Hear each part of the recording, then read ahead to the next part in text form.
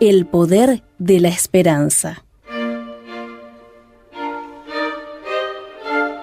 Secretos del bienestar emocional. En la lectura, el licenciado Alejandro Venegas.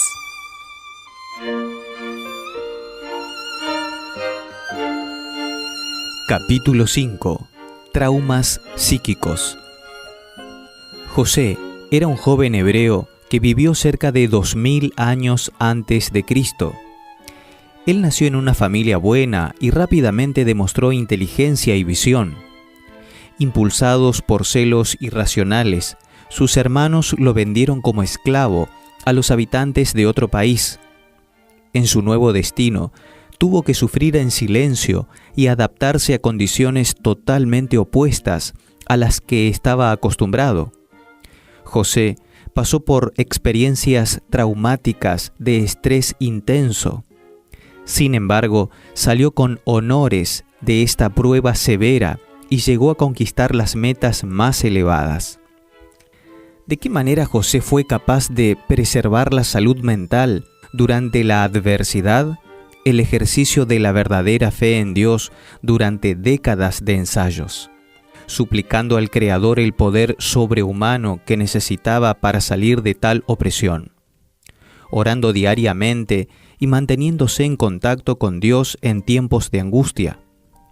Por encima de todo, mantuvo viva la esperanza de que algún día el dolor pasaría y que su Dios, al que tanto amaba, le reservaba un final feliz a su vida. José decidió actuar como una figura de transición. Tenía todo para perdonar a sus hermanos, para cobrarles intereses emocionales sin precio, pero decidió retribuir a todos de forma completamente diferente de lo recibido. El informe completo se registra en el libro de Génesis, los capítulos 37 y 39 al 50.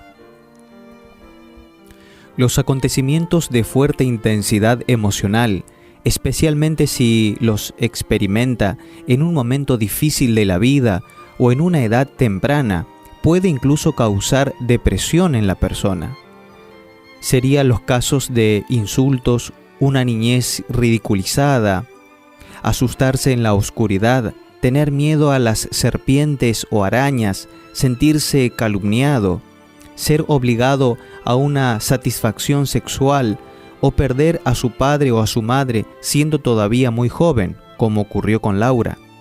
Del mismo modo que un gran accidente físico deja marcas permanentes, los traumas psíquicos también pueden dejar secuelas durante muchos años.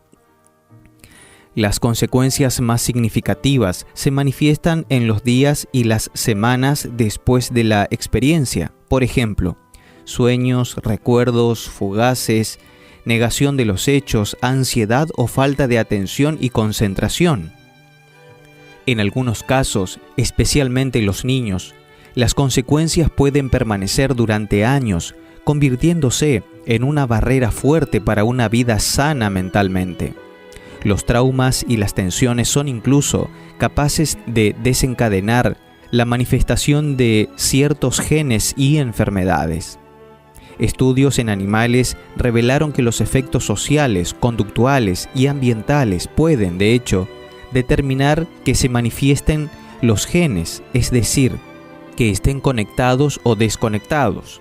Por ejemplo, se demostró que el estrés provoca los síntomas de la diabetes, como la hiperglucemia en animales genéticamente susceptibles a la diabetes. Es menos probable que los animales no sometidos a estrés desarrollen hipoglucemia o diabetes, a pesar de ser genéticamente propensos a esos trastornos, escribió Norman Anderson en su libro Emotional Longevity, página 5. Efectos de los traumas del pasado. Los traumas del pasado pueden producir complejo de inferioridad. El propio yo recibe gran parte del impacto traumático y la persona pierde la seguridad en sí misma, lo que se revela en un complejo de inferioridad y en inseguridad. Dificultad para realizar actividades normales.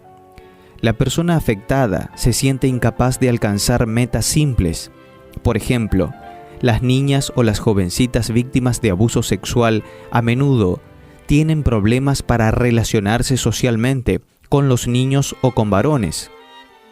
O un niño a quien los hermanos mayores asustaron con una araña es probable que tenga fobia a los animales. Tendencias paranoicas.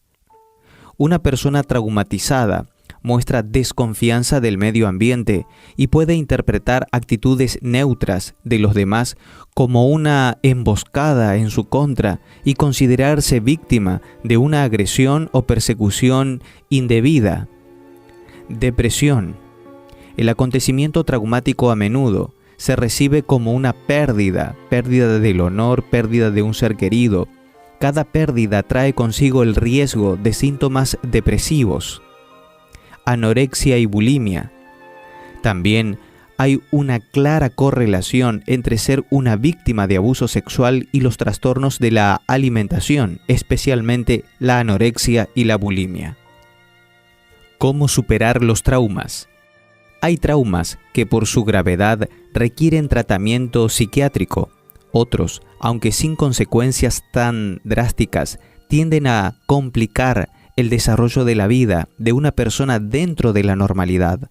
Para ello, ofrecemos los siguientes consejos.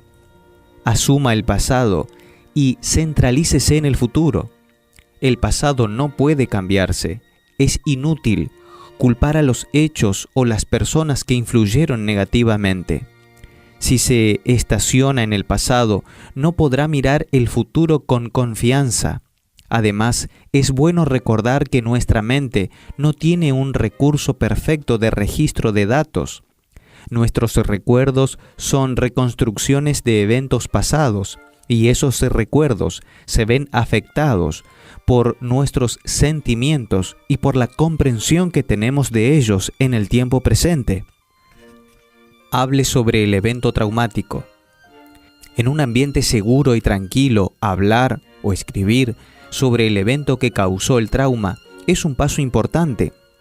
Busque a una persona de confianza y dígale lo que le pasó. El efecto de la terapia de grupo con personas que han pasado por el trauma y compartir sus experiencias también ofrece resultados efectivos. En tanto, no elabore los pensamientos que le hacen daño. Se repetirán, y lo que no puede decirse no será olvidado. Mire el lado positivo. Los desastres y las calamidades tienden a unir a los sobrevivientes, las familias y las comunidades. Los que enfrentan tragedias suelen ser agredidos por la solidaridad humana. Por otro lado, las situaciones traumáticas, cuando se abordan adecuadamente, tienden a fortalecer el carácter de los que pasan por ellas. Intente perdonar. Si bien es un proceso que puede llevar mucho tiempo, puede evitar el odio y el resentimiento hacia los responsables del trauma. Este es un paso importante para la solución de lo que sucedió en el pasado, y no solo es aplicable a los demás, sino también a nosotros mismos. Autoperdón y autorreconciliación. Trabajar el odio no debe impedir que la víctima quiera un fin justo a su experiencia traumática. El dolor y el resentimiento nos convierte en rehenes del pasado y a seguir recordando algo que pasó hace mucho tiempo. Por lo tanto, el peor perjudicado por el daño es uno mismo. Sin embargo, el perdón no siempre es espontáneo, porque nuestra capacidad de amar, perdonar es amar, es ilimitada. Busque la fuente del perdón, el Dios de amor, quien según el Evangelio quiere que seamos sus amigos y nos puede ayudar a superar el pasado que nos persigue.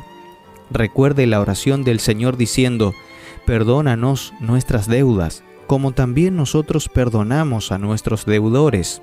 San Mateo capítulo 6, versículo 12. Escribir las experiencias. Melanie Greenberg y Arthur Stone realizaron un interesante estudio en la Universidad del Estado de Nueva York. En Stony Brook tomaron parte 70 alumnos universitarios con experiencias pasadas, siguiendo estos pasos. 1. Agruparon a los participantes en subgrupos, los que habían sufrido un trauma fuerte, los que habían sufrido un trauma leve y aquellos que no habían sufrido trauma alguno. 2. A algunos se les pidió que revelasen por escrito su experiencia. A otros no se les dio esa oportunidad para que sirvieran como punto de referencia al grupo de control. 3. Durante los siguientes meses se observaron tendencias de salud y enfermedad en todos los participantes. Los resultados mostraron que los que habían experimentado un trauma fuerte y revelado el hecho por escrito experimentaron mejoras en la salud física muy por encima de aquellos que no habían escrito nada sobre su experiencia traumática. Tales estudios demuestran que revelar la experiencia traumática no solo es bueno para el alma, sino también para el cuerpo. Uno de los que defienden es Elie Wiesel, escritor y sobreviviente de los campos de concentración nazis. Él escribió y reescribió sus experiencias personales traumáticas y así pudo resignificar y replantear esos traumas. Para él, incluso si no podemos expresar nuestros sentimientos y recuerdos correctamente, aún así debemos intentarlo. Por otra parte, en la lucha por superar el trauma es necesario evitar la victimización. Buscar consuelo en la religión, crear nuevas metas para la vida, saber utilizar su experiencia para hacer algo bueno por los demás y no alimentar el deseo de venganza u odio son procesos importantes para superar el trauma. Un óptimo consejo bíblico en este contexto es el siguiente: una cosa sí hago, me olvido ciertamente de lo que ha quedado atrás y me extiendo hacia lo que está adelante, prosigo a la meta. Filipenses capítulo 3 versículos 13 y 14. Resiliencia. La palabra resiliencia proviene de la física y describe la capacidad de algunos materiales para volver al estado original o mejorar la calidad después de haber sido sometidos a situaciones extremas. En términos humanos, la resiliencia es la capacidad de una persona para mantener o recuperar la esencia emocional o incluso llegar a ser mejor después de pasar por una situación traumática. Por supuesto, hay diferentes niveles de resistencia entre las personas. Lo que traumatiza a alguien no necesariamente puede afectar de la misma manera a otros.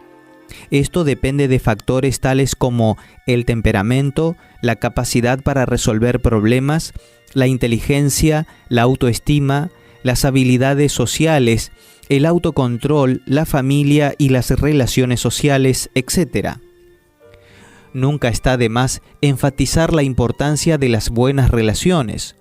Un estudio de 724 personas mayores de 70 años llegó a la conclusión de que no son la riqueza ni la fama lo que garantiza la felicidad, la longevidad y la capacidad de recuperación, sino las buenas relaciones con la familia y los amigos. Robert J. Baldinger, psiquiatra y profesor de la Escuela de Medicina de Harvard, es el que coordina el estudio actualmente. Él cita 3 grandes lecciones acerca de las relaciones extraídas de la investigación estadounidense. 1. Las relaciones sociales son buenas para los seres humanos. Sí, la soledad mata. 2. La calidad de las relaciones es más importante que la cantidad. Y 3. Las relaciones felices y duraderas protegen la salud física y mental. Una experiencia de soledad se torna tóxica. Las personas más aisladas descubren que son menos felices, que su salud empeora más rápido en la mediana edad, que su función cerebral disminuye prematuramente y que tienen vidas más cortas que las personas que no se sienten solas, declaró Baldinger en una conferencia disponible en YouTube. Pero hay otro factor más importante que las buenas relaciones sociales. Ahora, los investigadores reconocen que un factor importante para el desarrollo y el fortalecimiento de la resiliencia es la religión. Además de brindar una red de apoyo social, la religión proporciona una visión positiva del futuro.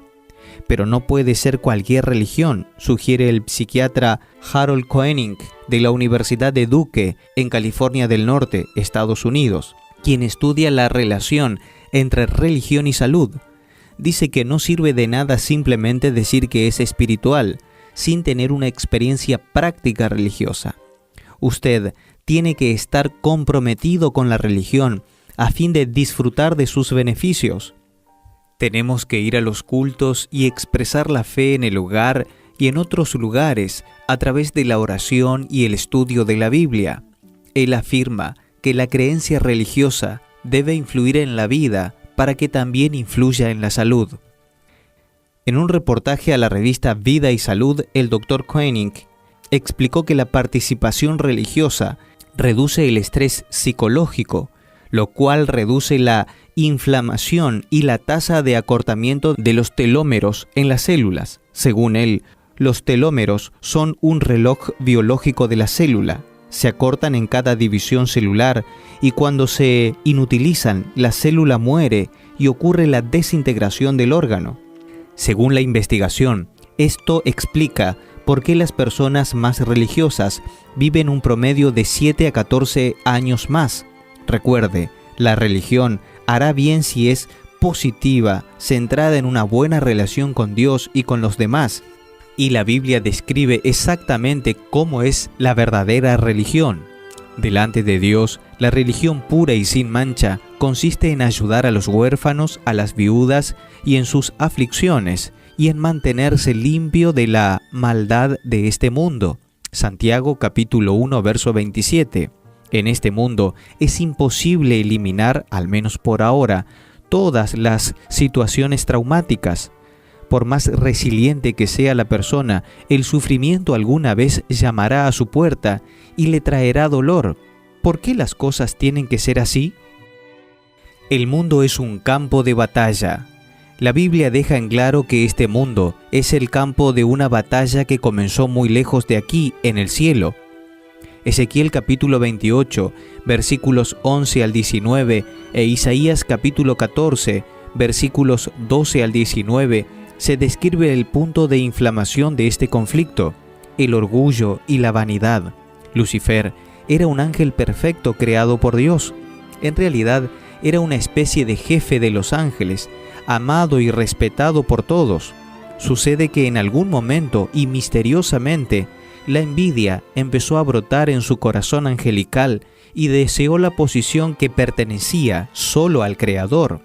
Lo tenía todo, pero quiso ir más allá, hasta que decidió no prestar reverencia al Eterno y comenzó a cuestionar el gobierno divino y la ley sobre la cual descansaba ese gobierno. Conociendo el carácter de Dios revelado en las Sagradas Escrituras, podemos imaginar que Él intentó todo para hacer que este ángel se arrepintiera y abandonase la rebelión. Pero Lucifer decidió seguir adelante con sus planes. Llegó finalmente a cruzar la línea de no retorno, el punto a partir del cual el pecador ya no se preocupa por el pecado ni siente el deseo de arrepentirse. El corazón se endureció a las súplicas del Espíritu Santo. Apocalipsis capítulo 5 versículo 11 dice que existen millones de ángeles. Muchos de ellos terminaron dudando y otro tanto decidió unirse a los rebeldes. Realmente, ¿cómo acusaba a Lucifer? ¿Dios sería un tirano? ¿No sería una prueba de arbitrariedad divina el que hubiera leyes que debían ser obedecidas por sus criaturas? Para el ángel acusador era como si la ley de la gravedad y los 10 mandamientos no fueran una protección sino una obligación injusta. Algunos se preguntaron si el Dios omnisciente sabía acerca de los sentimientos de Lucifer desde el principio. ¿Por qué no lo destruyó antes de que propagara la controversia? Piense en esto. Para los ángeles del cielo todo era nuevo. Nunca habían experimentado los sentimientos que cruzaban por su mente. Había dudas en el cielo.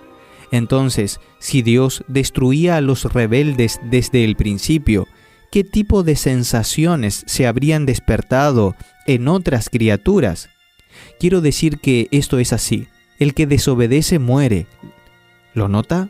El Creador tuvo que permitir que las consecuencias de la rebelión fueran conocidas por todos para hacer su elección y decidir bajo qué gobierno les gustaría vivir.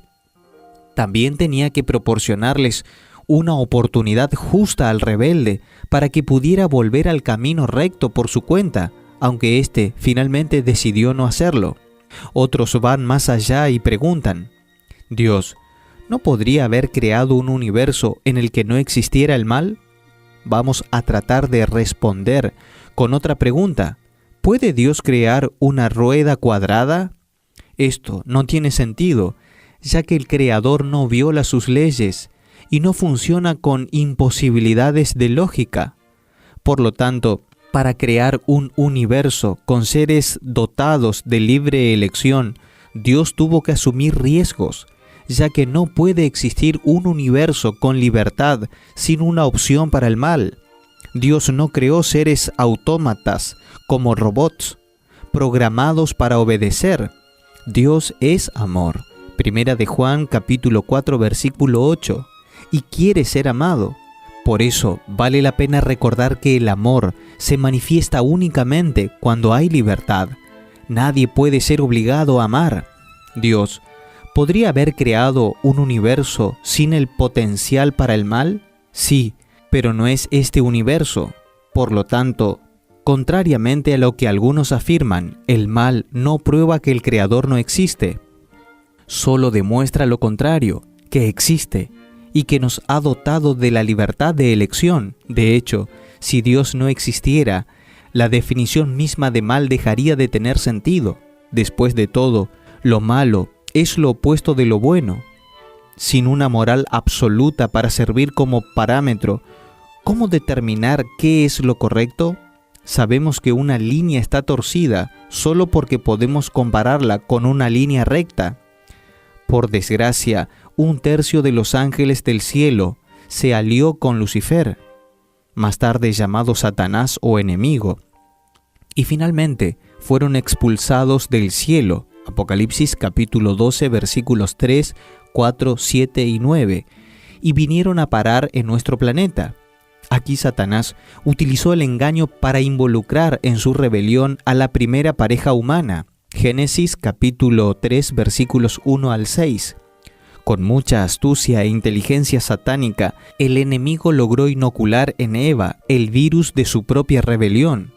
Sugirió que si ella desobedecía a Dios, sería una criatura superior, igualando al Creador mismo. Lucifer quería eso, y fue capaz de convencer a la mujer de quererlo también. La mentira original puede resumirse en 2 afirmaciones. 1. Tú no vas a morir. Y 2. Serás como Dios. Después entonces, el enemigo ha estado diseminando la misma mentira bajo diversas formas. Todo ello con el objetivo de eliminar al Creador de la humanidad. Cuando se considera inmortal y autosuficiente, la gente ya no reconoce su dependencia de la fuente de la vida. Con esto, los rebeldes hieren el corazón del Padre. Debido a esto, podemos decir que este planeta es un campo de batalla. Continuamente los ángeles buenos y los ángeles malos compiten por influir sobre nosotros. Debemos recordar siempre que la batalla que libramos no es contra gente de carne y hueso, sino contra principados y potestades, contra los que gobiernan las tinieblas de este mundo, contra huestes espirituales de maldad en las regiones celestes. Efesios capítulo 6, versículo 12. En una guerra siempre hay situaciones traumáticas. Si lo duda, pregunte a un veterano de guerra. A pesar de todo, nuestro general está comprometido personalmente con nuestra salvación, incluso si tuviéramos que llevar una que otra herida de guerra. Además, el general ya ha anunciado el fin de todas las batallas, será su venida. Sin embargo, ¿cómo puede asegurarse que el general realmente está interesado en nosotros y no nos ha abandonado en un campo minado sin esperanza? Es simple. Cuando Satanás logró involucrar a Adán y a Eva en la rebelión, creyó dar jaque mate al Creador. Después de todo, la pareja sabía que la paga del pecado es muerte. Romanos capítulo 6, versículo 23. Como habían pecado por elección propia, los dos merecían morir para siempre. Si Dios no los destruía, el enemigo podía decir algo así a todos los seres creados. ¿Ven? ¿No les dije que Él es tirano y malo? Porque conociendo la misericordia divina, el ángel caído esperaba que Dios pasara por alto la actitud de la desobediencia de la pareja delincuente. En tal caso, Satanás acusaría al Creador de ser inconsciente e infiel a su propia palabra. Si podía ignorar la culpabilidad de los dos seres humanos, ¿por qué no la suya propia? Solo que rebelde no contaba con algo sorprendente que lo hizo enmudecer. Sí, la paga del pecado es muerte, y alguien de hecho debía experimentar la muerte eterna por causa de ella, pero no serían Adán y Eva.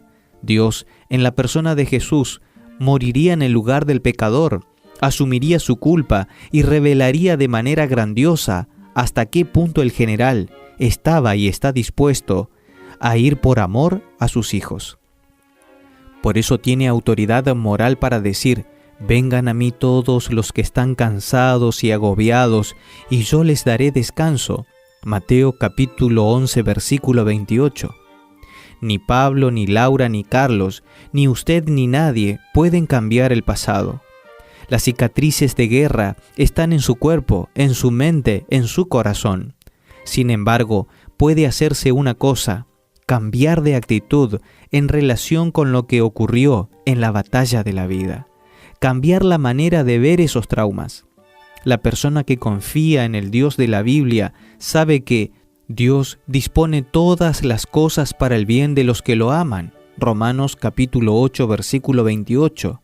Por lo tanto, entienda y acepte que no es Dios quien originó el mal, sino que utiliza todo lo que es posible para que esas experiencias del campo de batalla contribuyan a su crecimiento y su salvación eterna. Confíe en el Padre, confíe en el general. Él ya demostró que es digno de esa confianza.